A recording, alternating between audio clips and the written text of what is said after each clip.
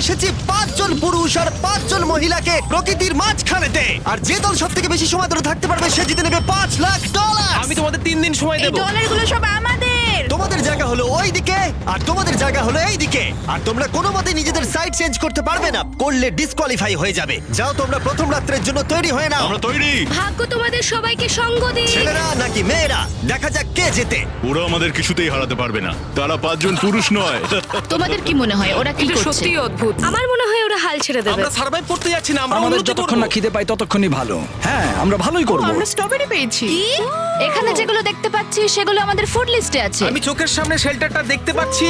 ওইদিকে এটা আমাদের শেল্টার। সবাইকে এখানে স্বাগত ভাইরা। এবং অন্যদিকে কয়েক মাইল দূরে মেয়েরা তাদের ক্যাম্প সেট আপ করার জায়গা খুঁজে পেল। এখানে জলটা দেখে ভালো মনে হচ্ছে না, তাই আশা করছি আমাদের পেছনের দিকে যেতে হবে আর ভালো জল খুঁজতে হবে। এটা বেশ ভালো। হ্যাঁ, এটা আমাদের স্পট হতে পারে, বুঝলে? সবকিছু এখন ঠিকঠাক চলছিল, কিন্তু আমার অন্যান্য সব ভিডিওর তুলনায় এই চ্যালেঞ্জটা আমার শুট করা সব থেকে নিষ্ঠুর হয়ে আমি যদি উঠবে। এখন বেরিয়ে যাই আমার খুব আফসোস হবে। এটা খুবই কঠিন হতে চলেছে। আমার মনে হলো কিছু যেন এখান দিয়ে গেল ভাই। আমরা এখানে একা নই, এটা মনে রাখবে।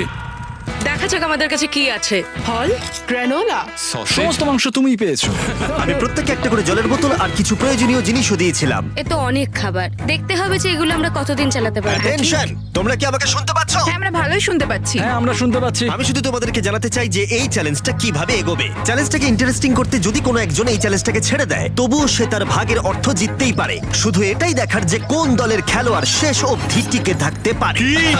আমরা এটা আশা করিনি। কেউ কখনো করে না। এখন তোমাদেরকে ঠিক করতে হবে যে টিমমেটদের সাহায্য করতে তোমরা এখানে থাকবে নাকি খাবার বাঁচাতে তোমরা লিভ করে যাবে। এবং এই গোটা চ্যালেঞ্জে মেয়েদের টিম জানতে পারবে না এখনো পর্যন্ত কতজন ছেলে টিকে আছে, এবং ছেলেরা জানতে পারবে না যে মেয়েদের টিমে এখনো পর্যন্ত কতজন টিকে আছে। এটাই হলো স্ট্র্যাটেজি। মজা এই হবে। খাবারটা দুজনের জন্যই যথেষ্ট, 5 জনের জন্য মোটেই আমরা নয়। কি একে অপরকে টিকিয়ে রাখতে পারবো সেটাই বুঝতে পারছি আমাদের না। ব্রিজটা ক্রস করতেই হবে ওখানে কেউ গেলে। যদি কুইট করতে চায় আমি তার বিরুদ্ধে একদমই যাব না। কিন্তু আমি তো অবশ্যই যাব। হ্যাঁ, হ্যাঁ, একদম একদম। হ্যাঁ, প্রথম উইকের পরে মনে হচ্ছে এটা একটা স্ট্র্যাটেজি। আমাদেরকেও স্ট্র্যাটেজি করতে হবে। ভাই আমরা কিন্তু একই টিমে, আমরা এখানেই আমাদের থাকবো। করতেই হবে। মেয়েরা জিতবে আর ছেলেরা হারবে। বাকি রাতটা ধরে দুটো শিবিরই নিজেদের ক্যাম্প মজবুত করতে থাকলো আসন্ন ঝড়ের কথা মাথায় রেখে, এবং ছেলেরা শুরু করলো গাছের একটা ভেঙে নেওয়া ডাল দিয়ে। আমরা তাঁবুটাকে প্রায় বানিয়ে ফেলেছি। মেয়েরা সেটা করছে না। আসলে তারা করে এবং ছেলেদের থেকে ভালো করছিল। ওপরের দিকে। আমি চেষ্টা করছি আগুনটা জ্বালানোর। আমরা ছেলেদেরকে এবার হারাবোই। চলে যাবে। আগুন! আমাদের যাত্রা এবার শুরু হলো। প্রথম রাতটা অনেকটাই টাফ ছিল, আমার ঘুম আসতে অনেকটা টাইম লেগেছে। Good morning. আমাদের আরো কিছু জিনিসপত্র লাগবে। চলো আমরা তৈরি করা শুরু করি। আমার মনে হয় ছেলেদের থেকে মেয়েরা বেশি ভালো কাজ করছে। আমরা জঙ্গলের মধ্যে দিয়ে যাচ্ছি কারণ আমাদের জলের দরকার। পরিষ্কার পানীয় জল পেতে ছেলেদের অনেক মাইল পেরোতে হতো পানির অযোগ্য নোংরা জলাভূমির আশা মধ্য করি দিয়ে। মেয়েরাও যেন এমন কিছুর মধ্যে দিয়ে যায়। আমি মিথ্যে বলবো না, এই জলটার মধ্যে কিছুই দেখা যাচ্ছে না। আমি এই নোংরা জল মোটেই খেতে চাই না। ভালো 1.5 মাইল 2 মাইল হাঁটা, এটা সবে দ্বিতীয় দিন। এবং অনেক ঘন্টা খোঁজার পরে ছেলেরা অবশেষে জলের উৎস খুঁজে পেল। আমরা পেরেছি, শেষমেশ পেলাম। 3 নম্বর দিনে ইতিমধ্যেই মেয়েরা তাদের একজন টিমমেটকে এলিমিনেট করবার চেষ্টা করছিল খাবার বাঁচানোর জন্য। যদি আমরা এই চ্যালেঞ্জটাকে জিততে চাই এই কটা খাবার নিয়ে, তাহলে সেটা কোনোভাবেই সম্ভব নয়। আমি চাই যে কোনো দুজন আমার সঙ্গে শেষ অবধি টিকে থাকুক। হ্যাঁ, আমিও একমত। এবং পুরো দলের কাছে এটা খুব পরিষ্কার ছিল যে সেই দুটো মেয়ে কে হবে। পেড্রা আর জুলিয়া হলো আমাদের জেতানোর একমাত্র আশা, তাই আমরা সবাই ওর পাশে আছি এবং যতটা সম্ভব হয় আমরা করব। এবং অন্যদিকে ছেলেদের এটার ব্যাপারে কোনো ধারণাই ছিল না। জানি না কি হতে চলেছে। না, আমাদের মধ্যে সেরকম কোনো প্ল্যানিং আমরা 5 জন মানুষ এই এতটুকু খাবার খাচ্ছি। আমার মনে হয় না আমরা শেষ পর্যন্ত 5 জন বাঁচতে পারবো। 4 নম্বর দিনে আমি আর যশ আলোচনা করছিলাম যে আমাদেরকে খাবার আনতে হবে, আর বাকিরা কোনো কাজই করছিল না। টিজে আর আমি এই ওয়েটগুলো বইছি। আমরা টিমের জন্য একটা শক্ত শক্ত শক্ত শক্ত ভিত তৈরি করছি, আর ওরা শুধুই আগুনের পাশে বসে মজা করছে। ওরা চাই আমরা শুধু কাজ জস, করি। আমাদের খাবার কি তৈরি হয়েছে? হ্যাঁ, কখন? তুমি খাবারগুলোর দিকে খেয়াল রাখোনি? না। সবকিছু কি আমায় করতে হবে নাকি? মানে আমি ওরা মিন করে কিছু বলতে চাইনি। এই মুহূর্তে ছেলেরা চ্যালেঞ্জের 1 সপ্তাহ পার করেনি এবং এর মধ্যেই তারা একটা প্রকৃত টিম হয়ে ওঠার চেষ্টা করছিল। আমি এটা ডাইরেক্টলি জসকে বলবো। তুমি তো সারাদিন দেখে মনে হচ্ছে কিছুই করছো না, আর আমাদের এটা ওটা সেটা করতে কাল ঘাম ছুটে যাচ্ছে সারাদিন ধরে। আমাকে এটা খুব কষ্ট দিচ্ছে। আমি বলতে চাইছি যে ও এইভাবে ক্যামেরার সামনে শুধু শুধু নিজের ক্যালোরিগুলোকে নষ্ট করছে লম্পঝম্প করে। তাই আজকে আমার মনে হচ্ছে যে এই কাজটা আমি আর করতে চাই কি চাই না সেটা আমি সত্যিই জানি না। যখন কিছু ছেলের মনে একদমই টেনশন ছিল না, মেয়েরা তখন একই কাজ করে যাচ্ছিল তাদের স্ট্র্যাটেজি অনুযায়ী। এই খাবারের ভারগুলো একটু কমাতে হবে। না, কমানো যাবে না। এমনিতেই আমাদের কাছে খাবার কম। সময় হয়ে গেছে আমাদের জেতার জন্য। কাউকে একজনকে এলিমিনেট হতে হবে, কাউকে বেরিয়ে যেতে হবে। এখানে দুজনের বেশি খাবার আমাদের কাছে নেই।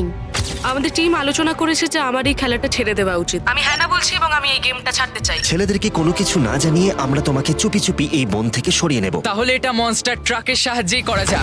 আমরা প্রথম এলিমিনেশনের জন্য ওদের ক্যাম্পের দিকে যাচ্ছি।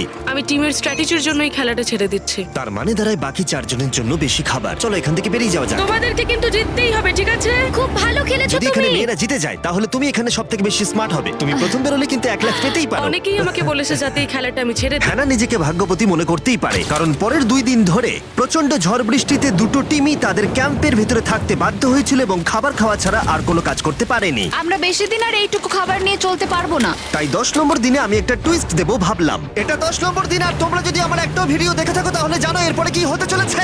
এটাকে আরো বেশি চ্যালেঞ্জিং করতে এই ভিডিওতে প্রতি 10 দিন অন্তর ছেলেরা এবং মেয়েরা একে অপরের মুখোমুখি হতে চলেছে। এবার কিছু একটা করতে আমরা মেয়েদের কাছে যাচ্ছি। হাই, এটা ডে 10। তোমাদের কি মনে হচ্ছে? তুমি আমাদের ভালো খবর দেবে? হতেও পারে। ও, আমি চাই তোমরা একজন লিডার বেছে নাও এবং একজন ছেলেকেও সম্ভাব্য উইনার হিসেবে বেছে নাও। ব্রিজে তোমাদের সাথে 1 ঘন্টা পরে দেখা হচ্ছে। এখানেই এই ভিডিওতে আমরা একটা টুইস্ট আনতে চলেছি। আমরা ফেডরারকে চুজ করব। দেখা যাক ছেলেরা এখন কি করছে। মেন্স ক্যাম্পে তোমাদেরকে স্বাগত। তোমাদের তো বেশ অফিসিয়াল মনে হচ্ছে। আমি চাই তোমরা একজন লিডারকে বেছে নাও যে 1 ঘন্টা পরে আমার সাথে ব্রিজের উপরে মিট করবে। সেটা একমাত্র ওই পারবে। আমার নিজেকে খুব কনফিডেন্ট মনে হচ্ছে। আমার একটু একটু ভয় লাগছে। ভিতরে এসো। এদের হাঁটাগুলো কিন্তু বেশ ভালো। কনগ্রাচুলেশন 10টা দিন সার্ভাইভ করার জন্য। কি খবর? হ্যাঁ, আমি ভালোই আছি। এবং মনে রেখো, তারা জানেই না যে অপোজিট টিমে এখনো পর্যন্ত কতজন টিকে আছে। তোমার কি মনে হয় এখন কতজন মেয়ে টিকে আছে? হবে হয়তো 3 জন। কতজন ছেলে টিকে আছে বলে তোমার মনে হয়? আমারও মনে হয় 3 জন। মজার বিষয় হলো দুজনেই সম্পূর্ণরূপে ভুল ছিল এবং কেউই সত্যিটা জানতে পারবে না যতক্ষণ না একটা টিম জিতছে ততক্ষণ পর্যন্ত। চ্যালেঞ্জটা সিম্পল, তোমাদের ওই টার্গেটে ফায়ার করতে হবে এবং তার ঠিক নিচেই একটা পচা খাবারে ভর্তি ব্যাগ ঝোলানো আছে। তোমরা টার্গেটে মারলে ব্যাগটা পড়ে যাবে। যদি মিস করো, ওটাকে অন্যদিকে নিয়ে যাও, তাহলে ও কিন্তু সুযোগ পাবে খেলাটাকে জিতে নেবার। আমি তীর খুব ভালো চালাতে পারি। আমি আশা করি এরপর প্যাট্রিককে পাঠানো হবে, আমাকে নয়। ফেডরা এটা অবশ্যই করবে, নিশ্চয়ই করবে। অবশ্যই। দেখা যাক কে প্রথমে ফায়ার করে। না না না না, চলে না। আমি তাহলে ঠিক আছে, ফায়ার করো। শট নাম্বার 1 আমি বাজি এর আগে কখনো তুমি তীর চালিয়েছো? কখনো চালাইনি। ও ঠিক আছে। আমার তো মনে হচ্ছে সুপার বল দেখছি। প্রথমবার তীর চালাচ্ছ? ও, প্রথমবার তীর চালাচ্ছে। ভাই এটা কি হলো? মিস করে গেল। টার্গেটটাকে এখন অন্যদিকে নিয়ে যাও। দেখা যাক মেয়েদের টিম এটা করতে পারি কিনা। ওয়াও, ও কিন্তু এখন জ্যাকেটটাকে খুলে ফেলছে। ওর যাওয়ার সময় হয়ে গেছে। ফেডরা, তোমার টিমের কিন্তু সত্যি এখন খাবারের প্রয়োজন। তুমি কি ওদেরকে সাহায্য করতে সফল হবে?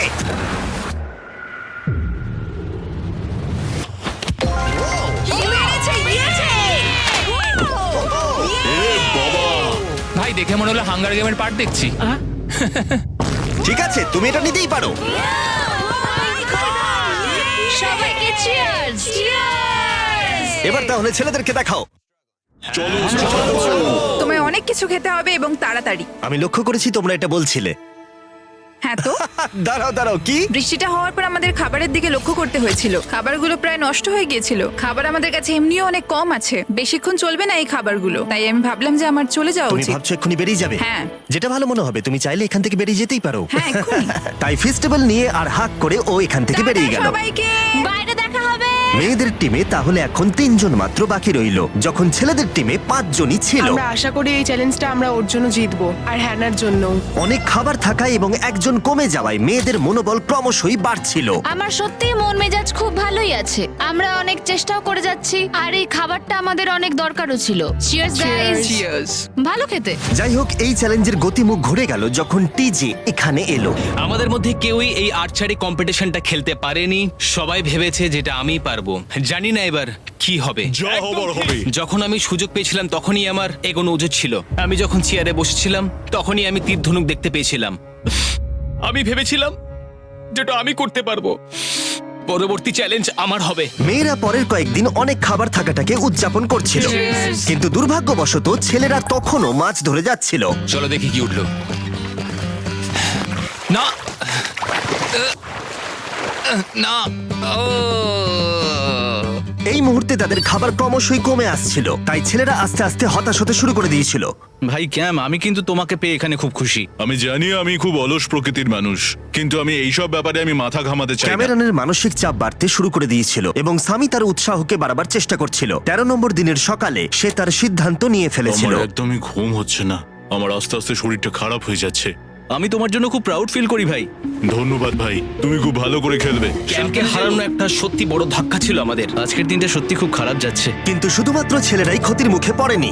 আজকে আমাদের টালিয়ার দিন। আমরা ওকে সত্যি খুব মিস করছি।